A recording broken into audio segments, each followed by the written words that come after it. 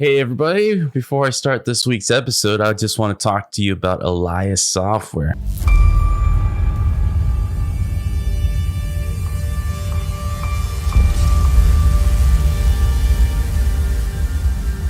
Elias Software is providing high-quality tools and services, bridging the gaps between game developers, sound designers, and music composers. With a modern and fast workflow and deep game engine integration, Elias audio tools enable unprecedented creative control. If you're looking for real-time audio feedback for music and sound effects for your game, you want to check eliassoftware.com and get on with what's hot right now.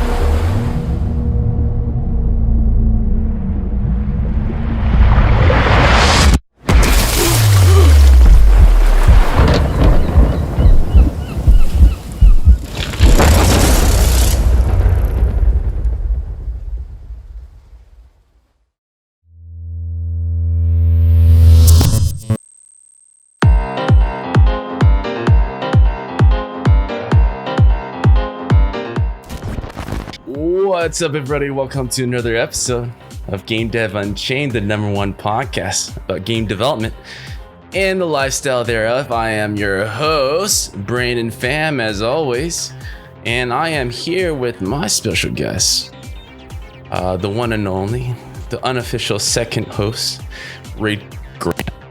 Ray. What's up, man? How you doing? I'm doing good.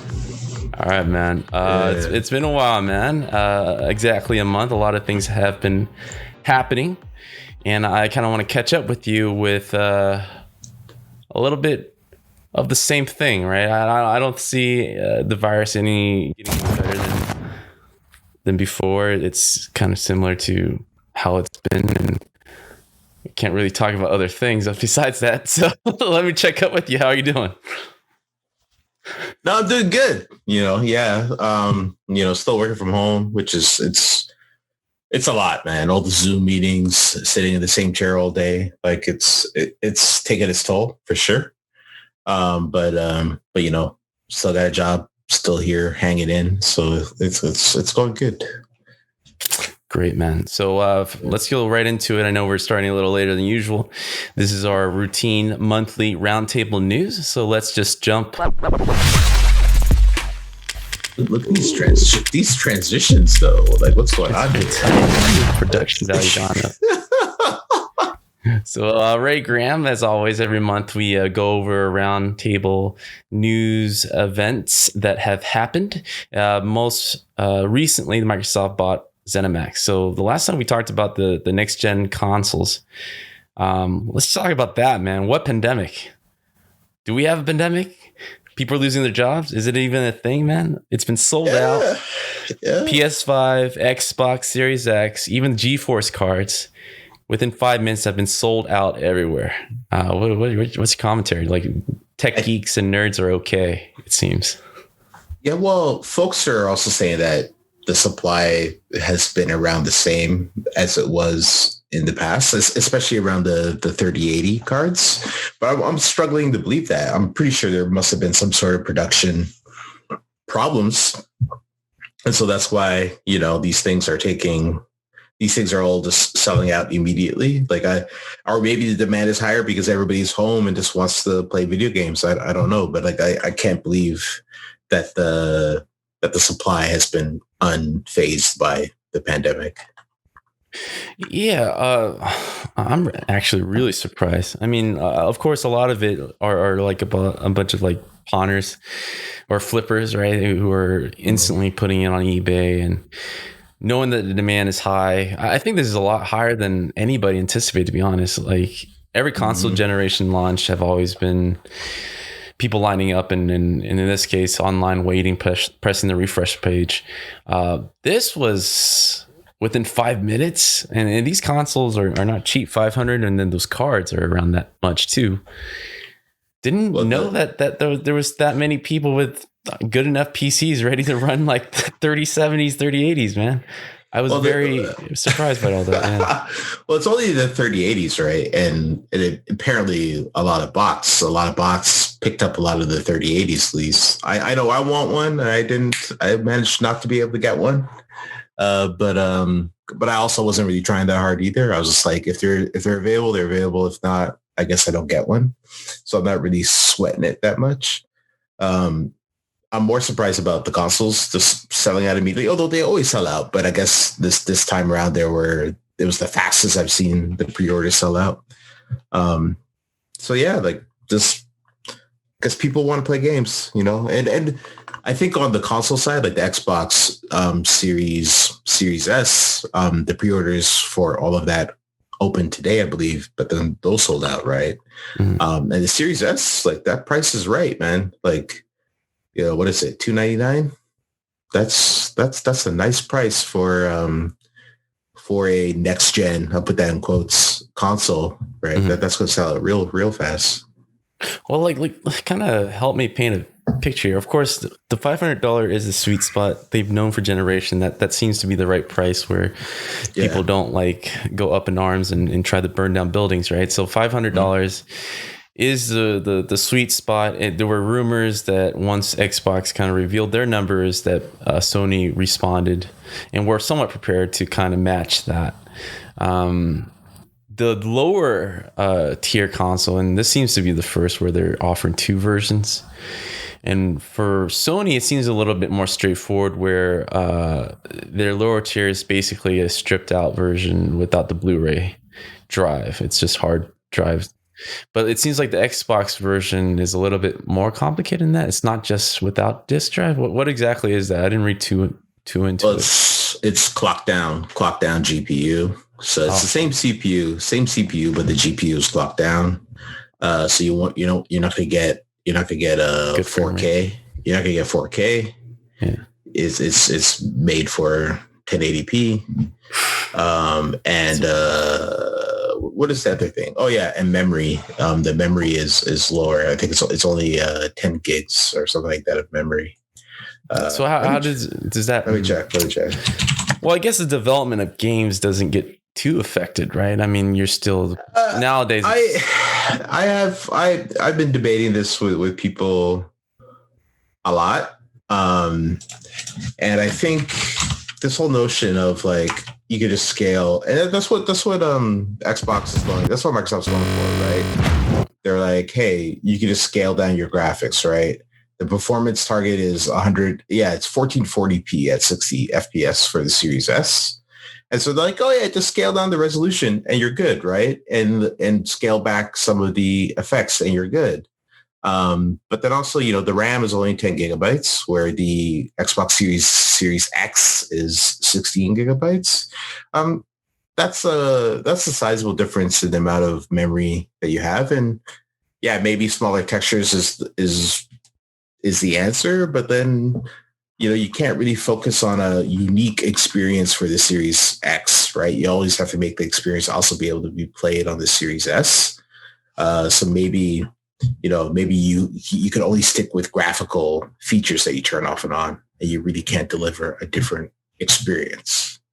Mm-hmm. So that's something we'll see how it pans out in reality. If most developers just ignore Series S and then the games just run like crap on Series S, or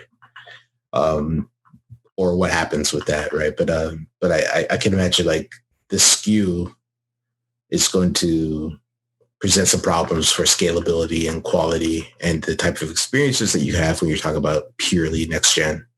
Now, if you're talking about this gen, Xbox One X games, Game Pass, that's a completely different story. And Series S can play those games well, right? And people will be fine. And MS will get more Game Pass subscribers, and the world will be great. Yeah, I don't know. Like, I guess for people who don't know, they would go for the lower console. I guess for parents, they're kind of targeting for that. For Xbox, I guess it is a good move. The digital, and it's also a digital box, right? So it's perfect for Game Pass, right? There's no disc. You just connect it, and you're playing Game Pass games, and you subscribe, and you're good to go, right? Well, I mean that brings on to the meatiest of the other topics. So the last time we talked at Roundtable, and we kind of mentioned many roundtables before. Content is king, right? Mm-hmm. And holy shit, Microsoft is coming at it hard. I think the last I read was they have now over 21 first-party studios with the acquisition of Bethesda or Zenimax. So we're talking about Fallout, we're talking about Doom, Wolfenstein, Dishonored, Quake. Oh my God, Elder Scrolls. That is.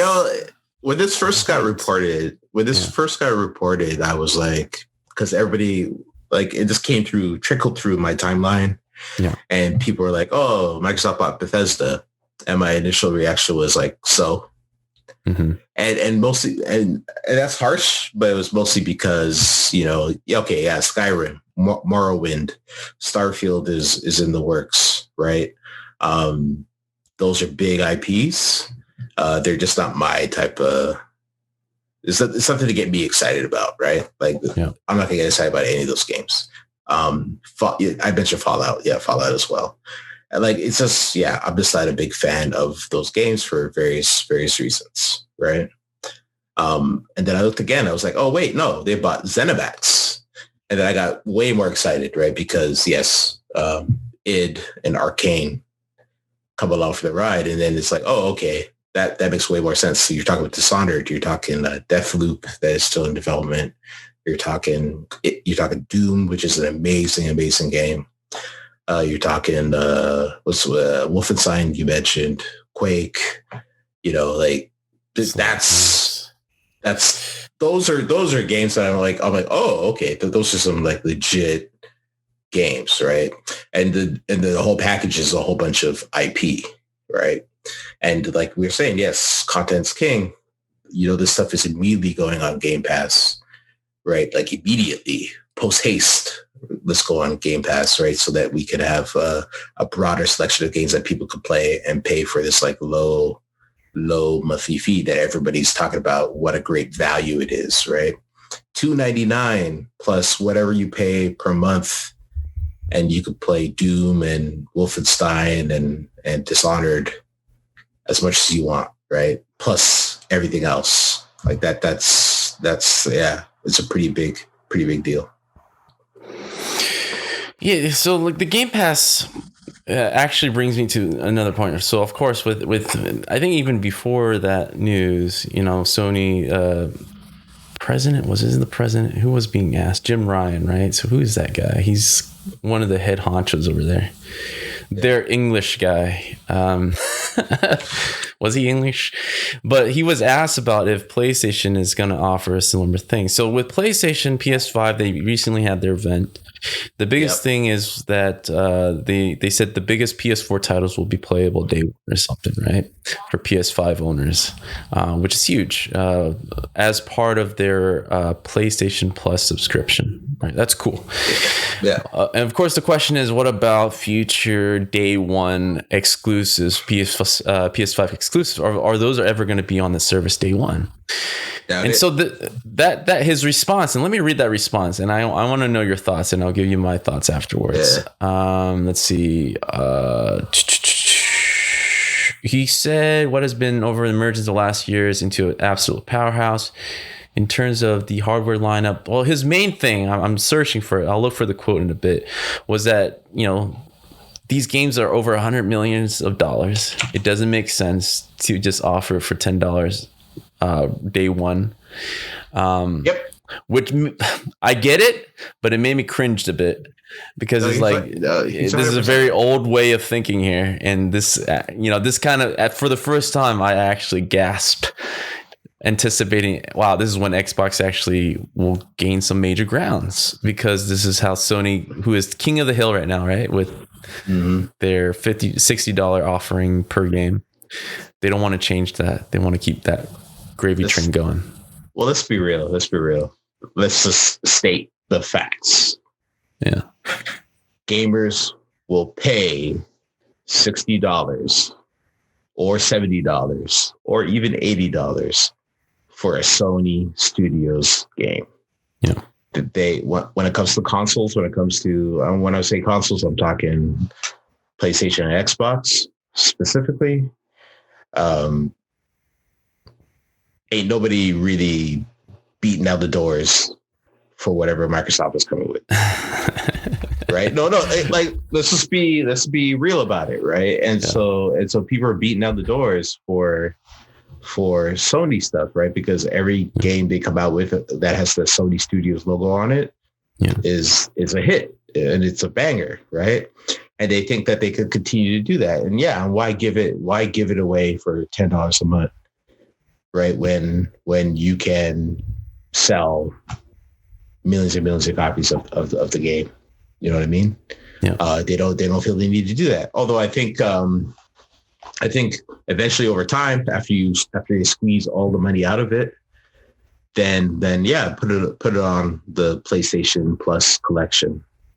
Like, I'm sure that will happen. And I'm sure that PlayStation Plus collection will get more games as time goes on. Because they already have Batman on there already, right? Which is kind of like a third party title. And so they'll do more of that, right? But why put Miles Morales on that thing when they know people are just going to line up to buy that, for $80? And Spider-Man was my game of the year last year, right? Or was it last year? Yeah, last year. Yeah. Right when like I'm buying this, like there's no doubt I'm buying this. You know what I mean? Right. So like why they don't need to do what Microsoft's doing, because quite frankly, ain't nobody really buying those Microsoft games. There was just not enough games for people to buy.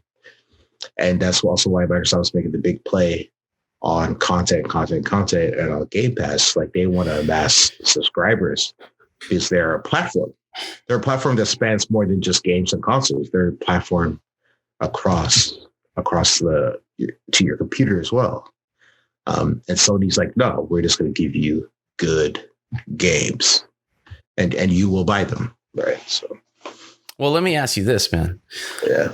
And we didn't mention this yet. Aside from the mega news, and this is within like 5 days, right before the mega news of Zenimax being acquired, Microsoft announced the EA Play as being the Game Pass. That's all EA games.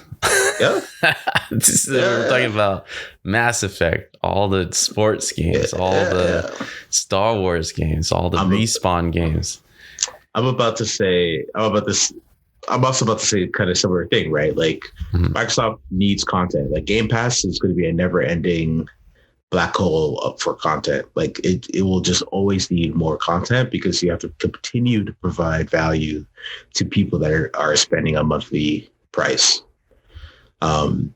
I don't know what the long-term effects of that will be in terms of like the price of games and all that kind of stuff, right? And I don't know how Microsoft's going to make back all the money that they're spending, because you think EA Play being on Game Pass is EA's doing that out of the kindness of their hearts? No, they're doing that for a big ass check, right? So we'll see how this goes, and honestly, I heard about the EA Play stuff, and I'm like, yeah, unless I'm a big time Madden player or a FIFA player, I don't care so much.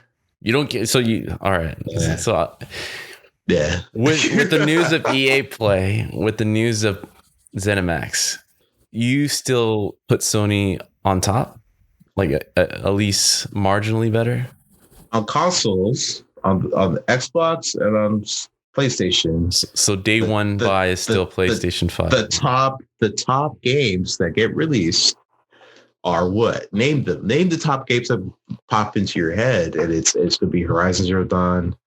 It's probably going to be Uncharted. God of War. It's going to be God of War. Spider-Man. It's going to be Last of Us Part 2, right? Final Fantasy sounds like it's going to be a time exclusive as well. Right. And then Demon Souls, Dark Souls, and and the list goes on, right? And then you talk about what's on Microsoft. It's like, yeah, those games are cool too, I guess, but they're not. It's not the same league we're talking about here. It's just not the same league.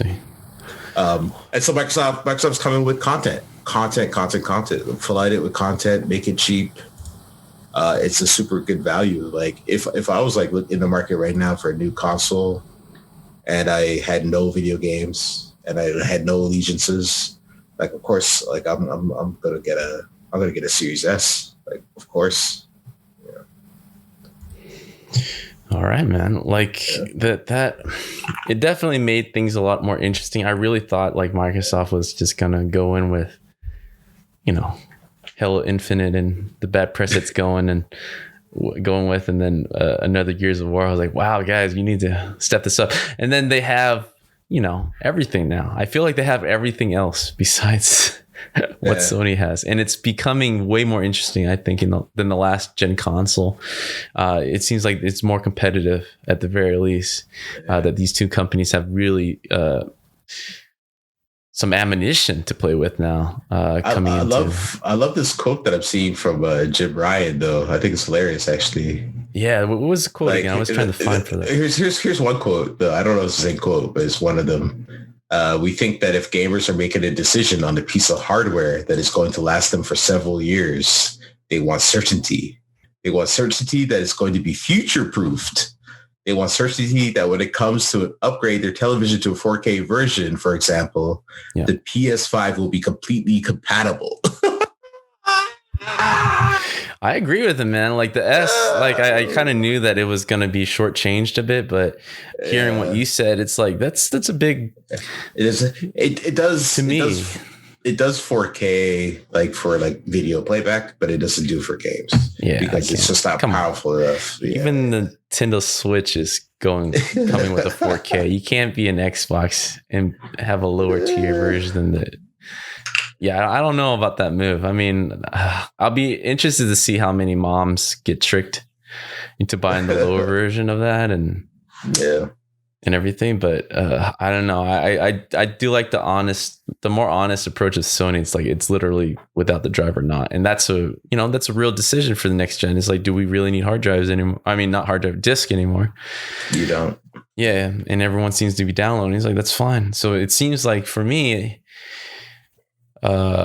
The old mentality, a lot of people I know, like friends that we have, are still going for the disc version for no reason, right? Because it's been years since we bought anything disc wise, but they still go for the disc version. But if you like on the Xbox side of things, so if you want performance, you want the full performance, you have to get the disc version, right? And I think the disc version still comes in handy if you have any sort of other disc media like Blu-ray drives or HD DVDs or anything like that. Yeah. It's useful for that. Well, let's talk about and move on to another topic. So, like, obviously, I don't know. Did you even get a pre-order? Any of the consoles? No. Were you able? No, you can't. No. You're waiting. Dude, like, no, it's like this, right? I recently bought a new computer. Oh yeah. Right. Wait, what kind of CPU? I'm waiting. Do you get the Threadripper? No, I just got a Ryzen 3900 XT. Right. That's cute. If you're gonna go AMD, man, go AMD. I wasn't trying to spend $2,000 on just the CPU, right? Like, and it's decent. Like, it's a decent. Yeah, it's good. It's good. It's fine, right? And so now I'm just waiting on the GPU. So like. So GPU wise, right? At this point, it looks like I'm gonna wait and see for the right Ryzen, not the AMD. When AMD shows their stuff, right? I would expect NVIDIA to have supply back in order. I would also expect there might be some new NVIDIA stuff available, and then see like what the story is, right? At that point, I'm not in a rush. The only time I have is I need to have something before Cyberpunk comes out. Yeah, that's. So let me ask you this, right? Being the graphics guy, obviously 3090 looks very attractive. It's the best out of the three. It does not look very attractive. Well, like, I want to ask you for the price. Is it worth it just for a few frames from the 3080? So 3080 is the better buy. Well, okay, so there's some rumors and leaks that came out over the weekend, I believe, about the 20 gig version of 3080. About that, but also the 3090. Some benchmarks got leaked. It's not that great, and it's showing 10% increase. That's it over a 3080 for double the price. Why? Now I don't know about you, but I ain't try to spend double the money for something that's only 10% more performance. Like that's just not, that doesn't seem like a sound financial decision that I would be making. Yeah. So that seems like a complete waste of money, right? It has way more VRAM and all of that, right? But the way more VRAM doesn't seem to be a practical issue. Crazy. It doesn't seem to be a practical issue today. It doesn't seem to be an issue that affects benchmarks for the games that you're going to be playing today. Maybe it will affect the games you're playing 2 years from now. Maybe, right? But today, having 24 gigabytes of VRAM and paying twice the price and getting 10% of the performance, 10% more performance, doesn't seem like a wise decision. Mm-hmm. And so then it's the 3080, and the 3080 is the one that's in the right price point, right? It's expensive, but it's still in the right price point where it's not crazy down. You know what I mean? But I still think most people probably just get the 3070 when the 3070 is actually available. Right? But out of the three, if you were to buy in the NVIDIA and not wait for it, it's the 3080. Just like my just like the 10 series, 1070s and the 1060s were the more popular cards, and then in the 20 series, 2060 Super, 2070 Super are the more popular cards because they're the ones that are more affordable and still get pretty good performance. And then the enthusiasts are doing like 2080 Ti's and the crazy expensive cards. Mm. Well, let me ask you this. The next question is, I'm sure you're riveting because your old bosses are kind of like railing it in to Epic. I thought by now that it would simmer, and like we kind of guessed, leading up to December 30th, right? I was like, who's my old boss? Who's this? Your old boss, the one before now, not the parent company, but the Apple company. Jeez. Yeah, so they've been going at it hard since a month ago. So kind of give you guys an update, the listeners out there that are not like at the edge of your seat following this. They got pushed back for not pulling all games that are made in Unreal. Right, the judge said that's crazy. All right, simmer down. But they followed that up with trying to continue to get that going. Like there was a follow-up suit. Let me pull that up so I don't misquote. Where Apple is again pursuing to pull the support of Unreal games in iOS. Did you hear about that? No, I didn't hear about that. Well, I know they tried to pull it, and then the judge ruled that you can't do that. Yeah, so they had a follow-up to that. So let me do that. Threatens to boot Epic Unreal Mac and iOS. But more importantly, right? They've been trying to downplay how basically effective. Shit. Let me change over to your camera because my camera's getting hot. But essentially, what they're saying is that Apple, Epic is playing this game because a lot of their engagement has been going down, right? Oh, yeah. I saw that quote. Yeah. It's not that cool. But then Epic, of course, came back saying that's, they kind of cherry picked certain data to show that in reality, they've been 30% up since October 2019 or something like that. So Fortnite is still doing good. I mean, after a month of, I feel it's getting worse. Have your views changed with what's going on over there? Nope. You think that everything's going to wrap up by December still? Well, did I say that last time? I can't remember what I said. But the last time you said that this is all going to wrap up, Fortnite and Epic can't afford this. And they're going to grovel at some point, not publicly, but privately, and they're going to be back on the iOS. Yeah. I think my prediction is still end of the year. Before the end of the year, it should be all handled.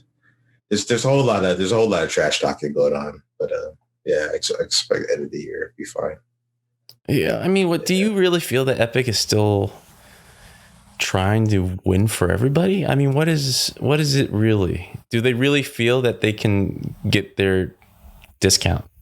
Are they fighting for that? What's your opinion on that? No. What are they fighting for right now? It's just save face. I don't know what's going on right now. Honestly, I have no idea. I'm just watching to see what happens, right? Like, I don't see Apple negotiating, quite frankly.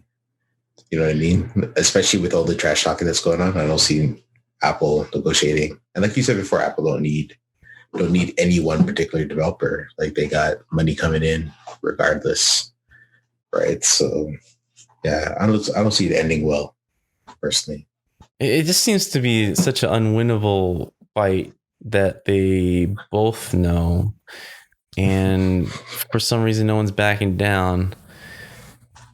Is this what rich people do? They just keep fighting until they run out of money, or I don't know, bro. bored? I don't know, man. I'm just like, I just got the popcorn, man. I'm just like, yo, it's crazy, man. Yeah. Like, every time I look at this, I'm just so surprised that they're anteing up.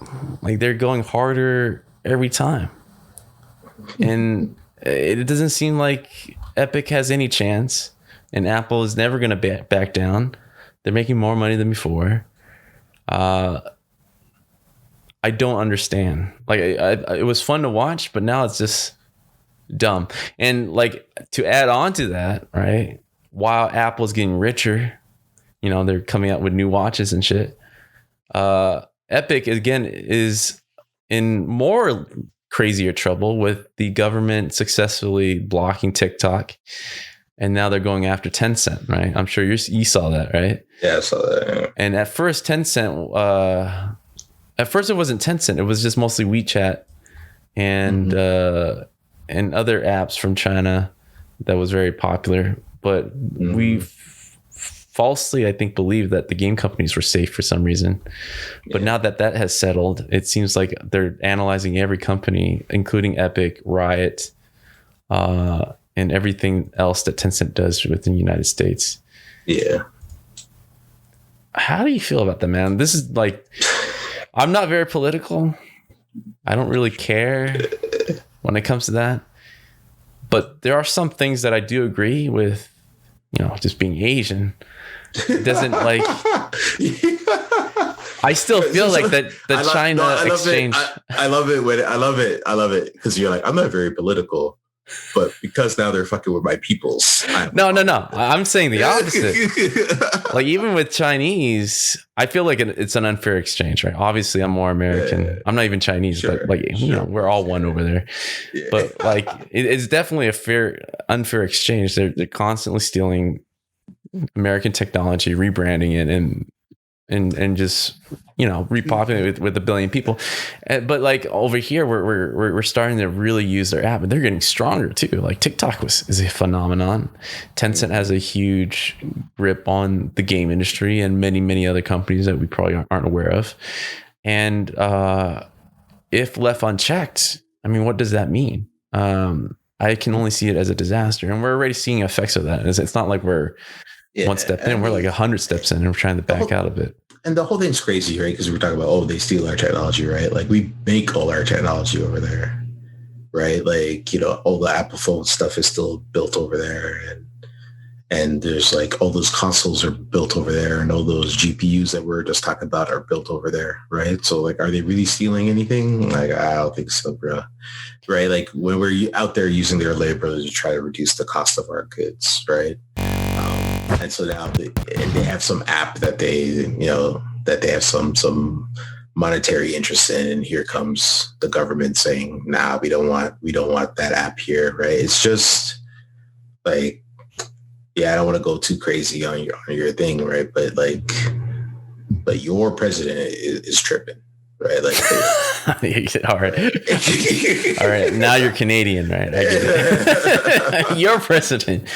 Yeah, your president. I'll say plainly, your president is tripping right now. So you think this is a over exaggeration of trying to somehow stop the bleeding of relying on outside resources for everyday life? It's just a way to apply pressure to try to renegotiate trade deals. Like that's all this is. And then what's going to suffer is the people that just want to have some fun during the pandemic and make a TikTok. Like, you know what I mean? Like it's just the most mundane, stupid stuff that's going to suffer from your president wanting to negotiate better trade deals, right? Like he just tripping. Like, let's just be real. No. Well, do you see this? Because I was for sure thinking TikTok was going to get bought out and everything's going to be cool. Surprised that apparently Oracle bought them. So now, like, whoa, sky's the limit for them. You know. Yeah. I'm being sarcastic, by the way. The hell Oracle does again? I think that's a horrible purchase. But anyway, don't know why they did that. Yeah, it really is. It also just seems like people just getting richer for no good reason, and it's all of it's the whole thing's silly. I haven't really been following it too closely because it's just really silly and it seems really stupid. And your president tripping. It's definitely bizarre, man. All these news are. I feel like we're on an upswing, right? Like everybody's buying cars, everyone's buying console, way more than I thought. I seriously didn't think it would sell out that quick. The stock market's going crazy too. Like people. Yeah, the stock market. Pandemic. Yeah. Yeah, it has gone crazy. It seems like all tech people are fine in a weird way, and there seems to be a huge disparity between everybody right now. Like I know friends that are out of jobs, they're having a tough time. Then I know friends that got 2 PS5s. It's like, what? they're gonna flip. They're gonna be flipping. I know, right? It's so weird, and now we're hearing things like this, not just the Tencent stuff, but just companies infighting with other companies. Vying for better money. It doesn't seem like the time to do this. You know what I mean? I don't know how you are, but like people are going through like mental fatigue and illness right now. Yeah, dude. Like that's why you fucking with everyone entertainment. Yeah, I'm 100% with you, man. It's just the big dudes at the table with the stacks of cash gambling on our lives, really. Like that's just, Yeah, I kind of wish everyone just be cool and just pass. Let this year just pass through without any worries, man. Now people are worried about if they're going to be able to play Fortnite or all this shit, which I don't think it'll get to that extent, but it doesn't seem like we need positive news. It doesn't seem like we've been getting any good news lately. I mean, like this last 2 weeks, I'm sure you were like stuck in the house because of the fires, and I was too. Like I wouldn't go outside in my backyard. Yeah. So going even harder with quarantine. Yeah, I think it took a bit out of me too. And like even at this point, I'm just like, yeah, I need another vacation. I need this to chill for a minute and just recharge from all the craziness. I know a lot of people struggling with that. A lot of people also struggling with not being able to see family or are concerned about going back home to see family. Being in the house all the time. People that do have jobs are on Zoom meetings all day, dude. which is so insane. Even me doing this with you, I'm just like, damn, this is. You've been doing this all day. I've been doing this all day, dude. It's a lot. It's a lot, right? So, first of all, it started with us, all right? So if anything, you cut back other stuff. Right? You tell all your bosses, chill. Yeah, I just like, I'm not working today. Screw you guys. It is crazy because on top of that, my kid is going through it too. You're talking about adults, but kids who are going through schooling right now, doing online. Most of the teachers don't know how to do. I guess like a lot of businesses, they don't know how to do online interaction. Yep. They tend to overbook hours. Like he's sitting there 5 hours in front of a computer because they're treating it as if they're in class. Yep. And I'm like, you guys are idiots. What are you doing? First, before all this, you were complaining about how they're staring at the screen too much, and now you're literally making them stare at a screen for 5 hours. And I don't know, man. Yeah, This and also, this and that's the other topics. Like I know folks with children who are working, and the kids are doing the class, and the kids are at home, and it's a mess. And like and they're clearly stressed out, and they're doing. There's a lot going on, and they're just trying to make it through. It's hard out here, man. It's hard for everybody, for real. Yeah. let me Yeah. kind of dig this. I found this article, and it's more talking about the inner workings of this. Let me look this up.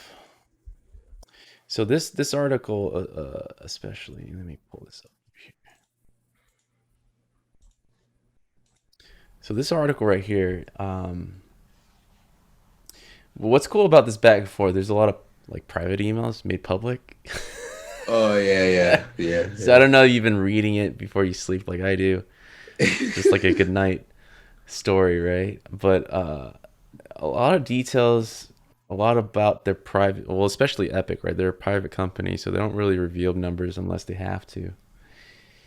Um, but in this one in particular, they were talking about how the lead up to it, all those threats that like Sweeney was Mm-hmm. making, like I think we commented on how immature it felt about like how if Apple didn't give him his way, that he would do all these things, Mm-hmm. like a bunch of empty threats. And I don't know, man. Like when I'm looking through this, I feel like Apple have professionally been through this many times before. Like this isn't new to them, and they kind of had like a routine that they were going through. And Epic seems like the new kid on the block, like we mentioned many times before, who's just I don't understand this. Like it doesn't seem like Epic is okay not winning this, right? But they're fighting so hard as if they're gonna win something. And I'm trying to understand the business side of it. Why are they doing this? Like, is this really making more people play more Fortnite? Is this are there a lot of companies, siding with Epic and sitting together with them in Zoom meetings to discuss how to take down Apple? I mean, are they expecting governors and senators to sit together and talk about how Apple's monopolizing everything? Because recently they came out with their Apple subscription model, right, which is combining everything, which I actually Available they yet? should have done. I swear I mentioned this like years before with you, right? It's like, why aren't they doing Yeah. like what Prime does? Just combine every shit product they have into one subscription model, and then it seems of value, right? Of course, Spotify comes out saying it's anti-competitive, because now for $5 extra on top of Apple Music, becomes very attractive, right? For Apple users to not use Spotify or any other subscription and just buy Apple One or whatever.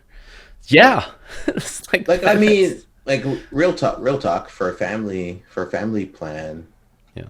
I already spent. I have Apple Music, and for a family plan, I already pay 14.95.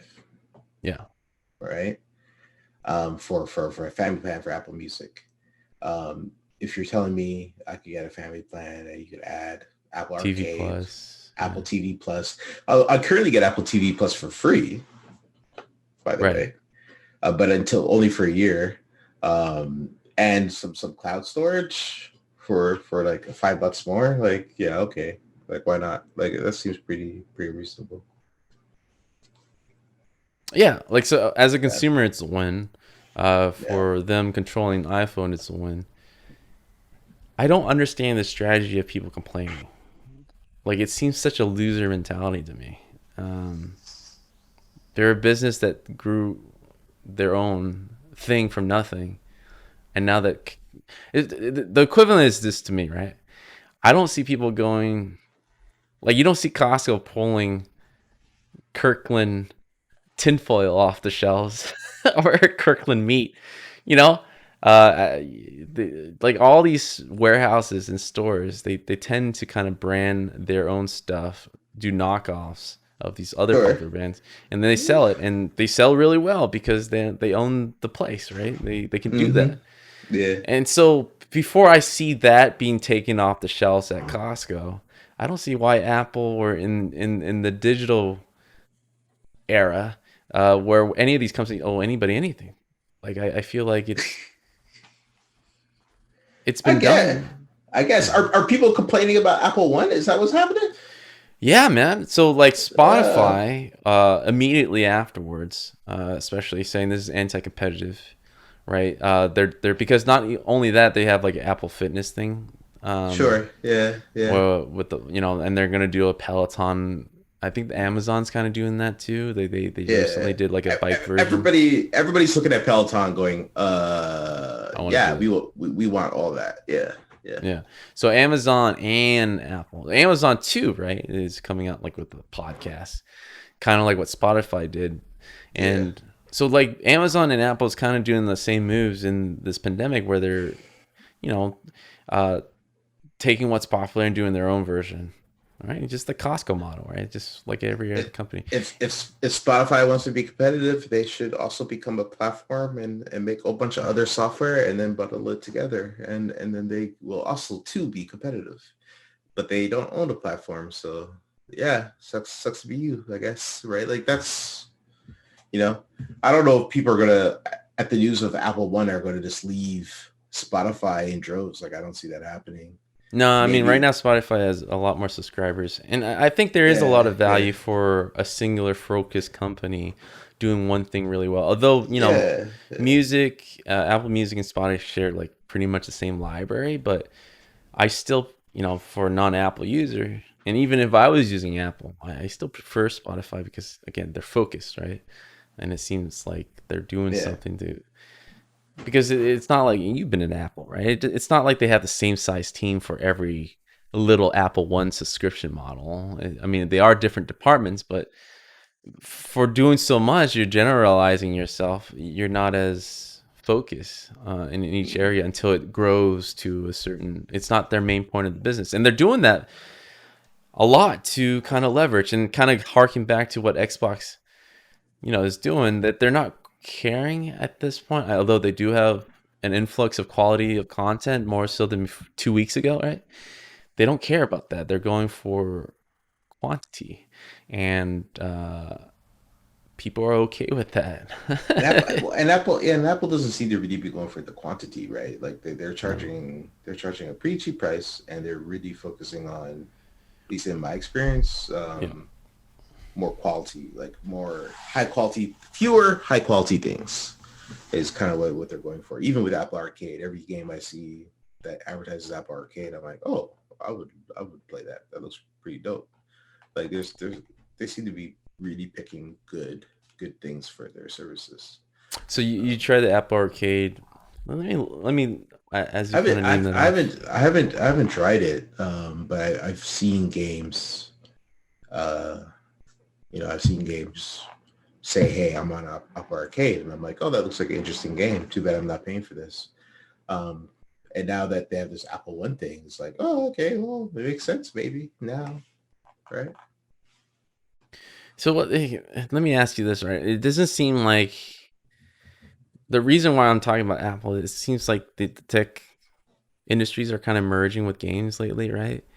Xbox with PlayStation, especially right now, are vying for third party to become first party. The strategy of winning have always been if you can't buy them outright, then you just duplicate and just offer it cheaper to the consumer, and then offload any losses with other parts of our company, right? Do you see ever that being an issue directly with games, with game developers, with PlayStation and Xbox doing what they're doing? Do you feel like it's hurting us in that way? I mean, outside of what Apple is doing with Epic, like none of this really matters to us. But will it matter to us if we continue this kind of like big conglomerate doing what they want and just all the mom and pop shops, pretty much Amazon, right? Don't Yeah. exist anymore. Well, yeah, I think that's been happening a long time in video games, right? Like the big publishers have been taking over. And then there was kind of like the indie boom with a bunch of indie games. Everybody's like, oh yeah, this is a lot better because now we have a bunch of indie developers. But these days, a lot of indie developers are signing up on these big platforms, right? Because they want the guaranteed money and guaranteed revenue.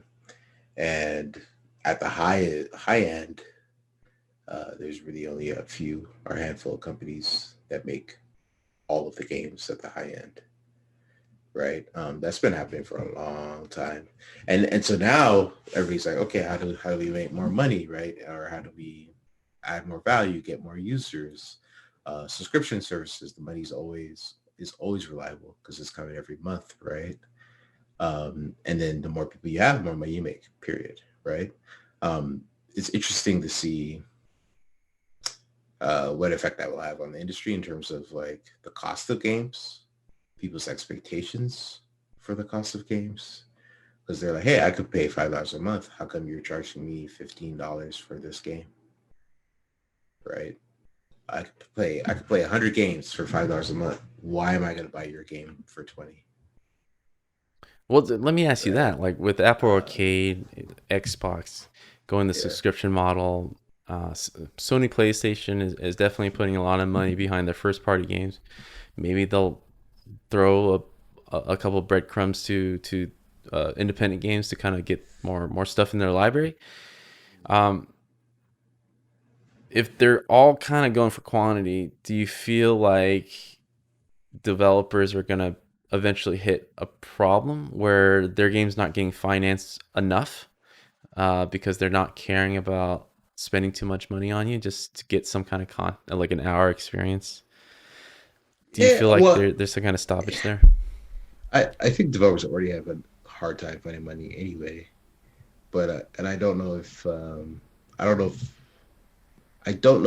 like we'll just get a bunch of small games, right? I think we're still gonna have the same size games that we're gonna have, right? But I just think we're just gonna have fewer of them or fewer developers making them. Maybe. Um, I I'm not sure. I'm not sure like what's gonna happen honestly. But I think with the whole move to I think Sony is not really moving to subscription. They're more focused. They're still focused on the traditional way of making games. Internal studios, big money, spend 5 years, come out with a dope game, right, and sell to a whole bunch of people.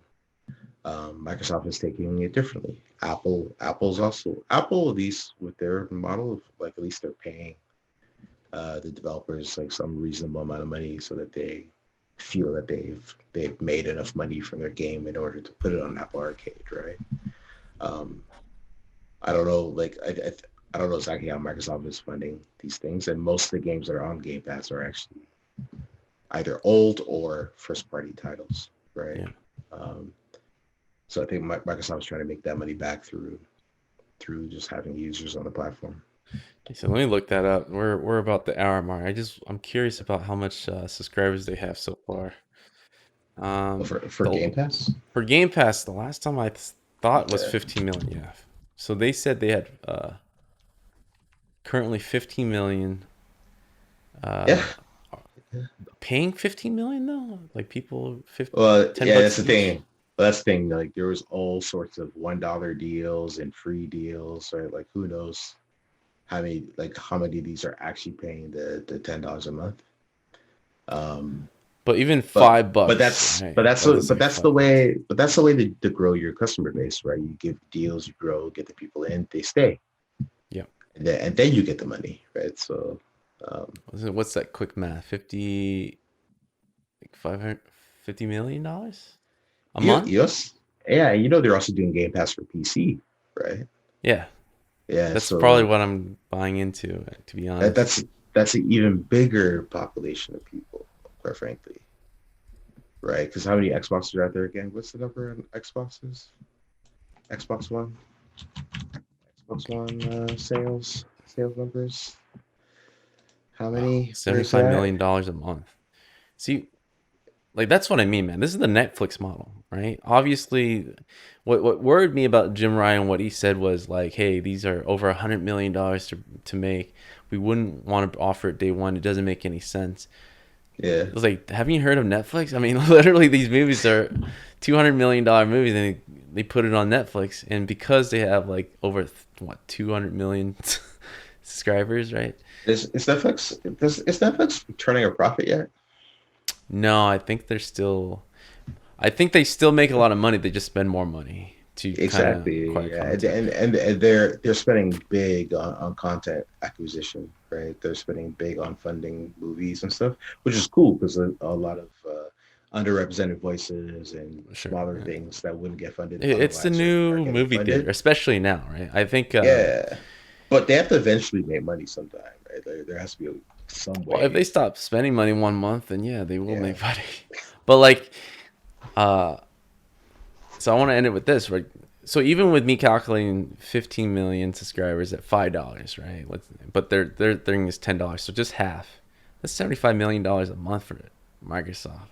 You know, I don't know how many consoles they ever sold in a month, but ain't 75 mil. 75 mil is impressive. It's a start.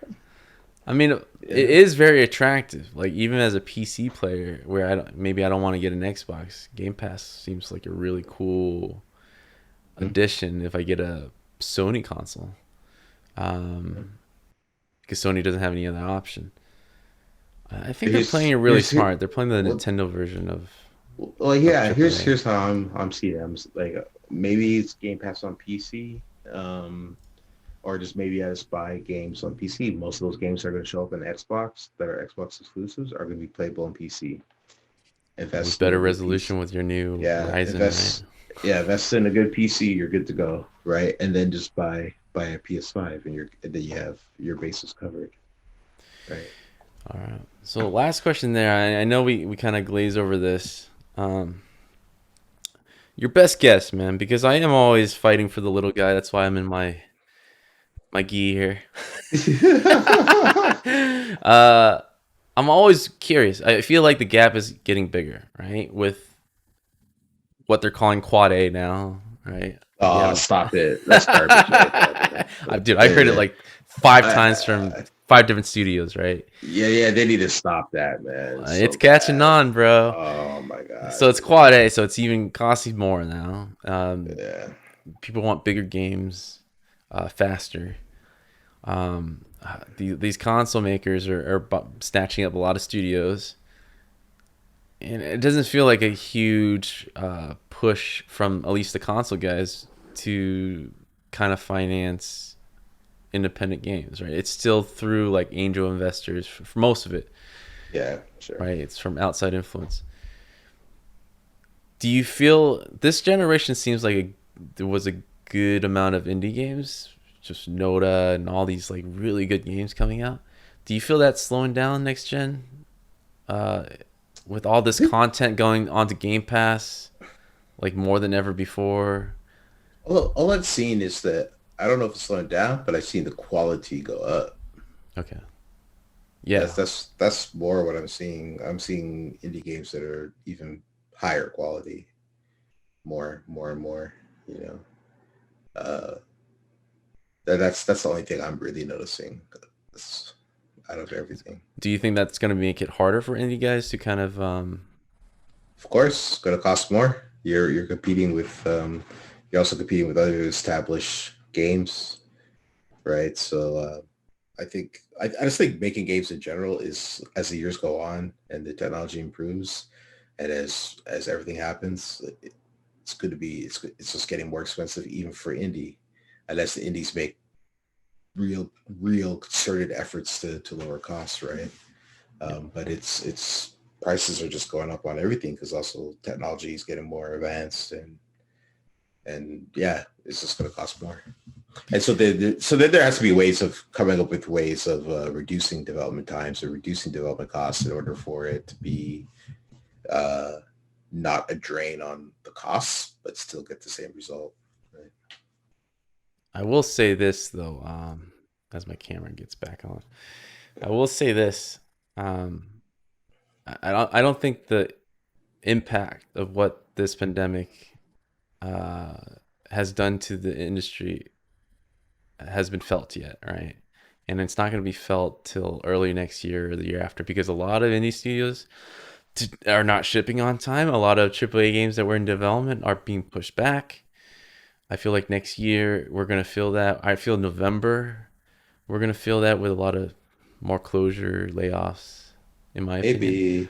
Maybe, I don't know. It, I think in November nobody's going to talk about anything in the video game industry other than Cyberpunks. Like I think maybe that would be a good time to lay off people, because like the media will not notice. yeah. Because they'll be too busy writing 100 articles a day about Cyberpunk. That and the Mike Tyson fight, yeah. Yeah. But I'm really worried, man, because it's like the stock market, right? We've been on this uptrend with the graphic cards, the console. It seems like the games are doing well on Twitch and everything.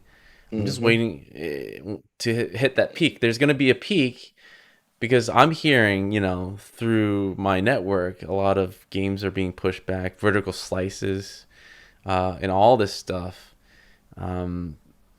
consistently being delayed because of how people are working remotely is not being effectively figured out yet, right? Yeah. It takes a lot of time.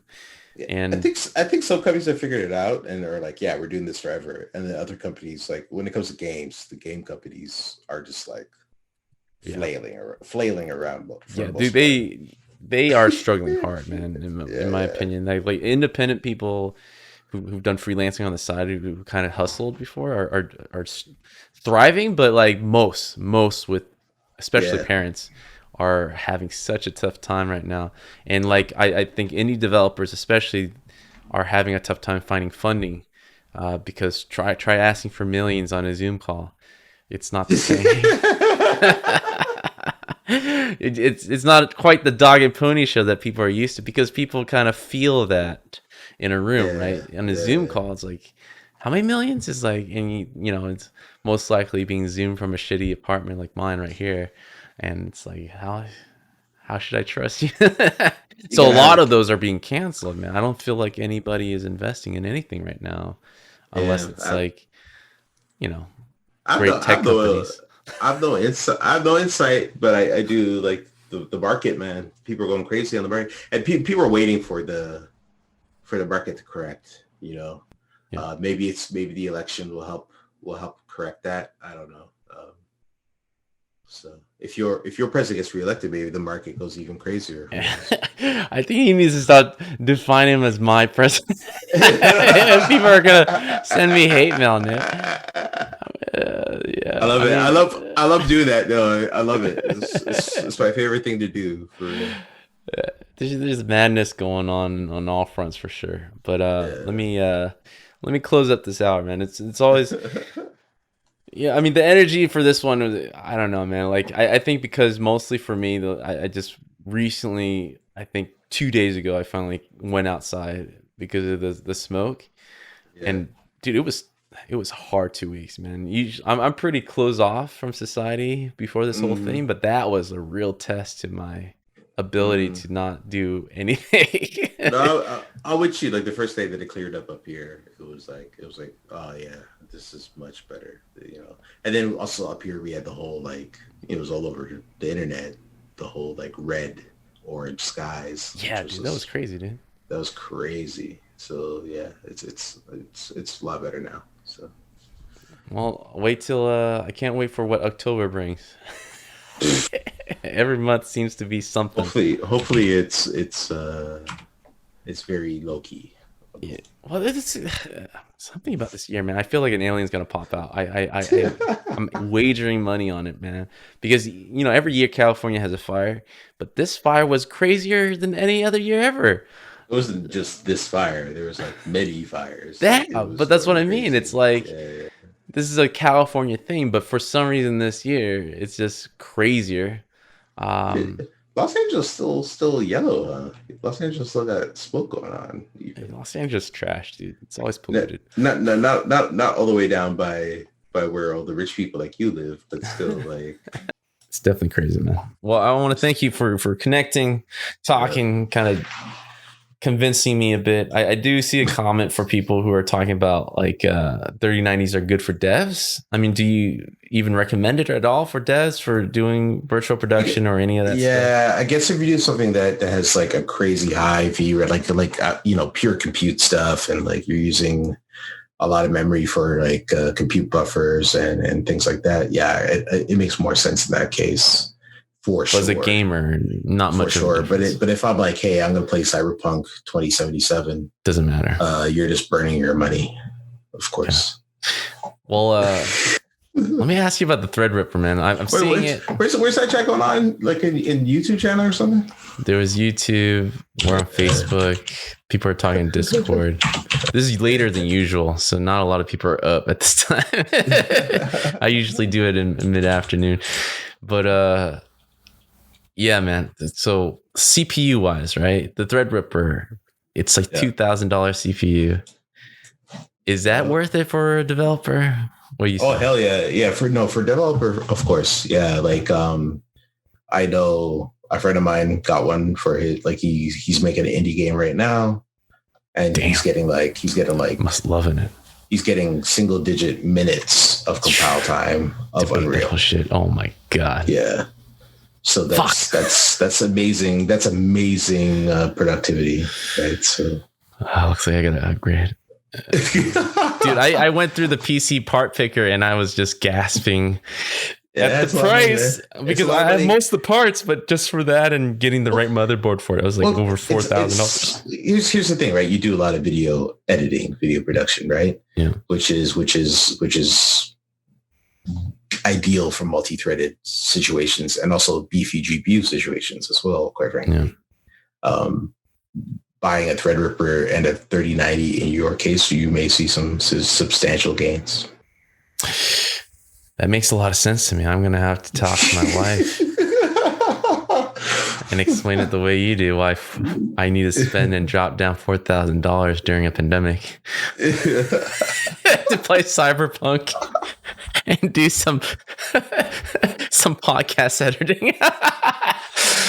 Oh man. Anyways, I mean, like it depends on how much time you save on rendering out those videos. You know. Well, I've been watching. All those tests that people are doing. It's like a huge percentage faster, and it's just one of those things where if you're dropping that much money for a 3090, might as well take care of the other side, dude. Yeah. All right. If you got thousands to burn, like go do it. Thousands of burn. I feel bad, man. Like I see news like all these things being sold out, and I don't know if I'm pushing my luck being okay or not buying these tech stuff. And it seems, I don't know. I feel like something's going to happen where you need to chill out. You don't know what November looks like. I feel like November is going to be crazy for whatever reason. We had an earthquake like earlier in the week, just a random earthquake in the middle of the night. It was pretty big too. Anyways, I want to thank you for coming on to the show as always. For sure. I'm going to let me do this, man. Let me throw your contact. So you can find me at Brandon Pham and get in Blue Champs and the YouTube channel. And I made a special graphic for you, man. Check this out. Damn. Oh God. Oh, look at that. Look at that. Wow. Oh, you can play your Gram on Twitter at Waterass. How do you pronounce it? I always forget. It's Waterass. Waterass. It's Waterass every time I see it, I read it that way. That's the main communication, right, for you? Yeah. So for all your listeners, they're always a huge fan. Interact with them, man. Ask them questions. Disagree with them. I implore you, because a lot of this nonsense, I'm the only one combating it. So feel free to throw it out there, dude. Anyways, when it's always right, you know. Yeah. If that's how you feel about it. All right. That's another Roundtable News episode. I'll see you guys next week.